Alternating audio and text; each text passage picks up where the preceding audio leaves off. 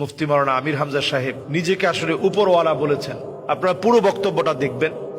উপরওয়ালা কুষ্টিয়ায় কেউ নেই, উপরওয়ালা এখন আমি, মানে এত ক্ষমতা নিয়ে কে চলে কুষ্টিয়ায়, আমি দেখবো বাকিটা। উনি বলছেন যে হসপিটাল ভিজিট করে হসপিটালের যে অনিয়মগুলো আছে সেই অনিয়মগুলোর ক্ষেত্রে তিনি এটা বোঝাতে চেয়েছেন যে এই অনিয়মগুলো কেন হয়।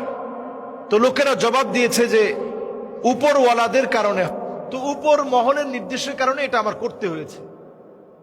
তো যেহেতু উনি রমাদান মাসে অনেক সময় দেখবেন কথা বলতে গেলে আমাদের মেজাজ খিটখিটে হয়ে যায়, অনেক সময় দেখা যায় ভারসাম্য ঠিক থাকে না, অনেক সময় কথা আমরা গোলমাল পাকিয়ে ফেলি, এটা হয় স্বাভাবিক।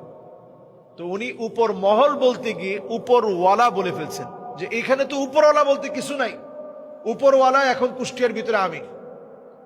এটা একজন এমপি তার মাসউলিয়া বুঝাতে গিয়ে বলছেন, কারণ কুল্লুকুম রাইন ওয়া কুল্লুকুম মাসউলুন আন রাইয়াতিহি, প্রত্যেকে দায়িত্বশীল, দায়িত্বের ব্যাপারে আপনাকে জবাবদিহিতার সম্মুখীন হতে হবে।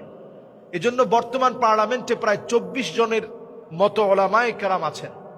আমরা দেখতেছি সবাই এত দৌড়াচ্ছে সুবহানাল্লাহ জনগণের জন্য। গতকালকে দেখেছি যে একটা জায়গায় উঠার জন্য লিফট বন্ধ, তো আমাদের সিলেটের এমপি সাহেব মাশাআল্লাহ তিনি আলেম, তিনি চলে গেছেন, গিয়ে বলছেন লিফট বন্ধ কেন, জনগণের টাকায় লিফট বন্ধ থাকবে কেন।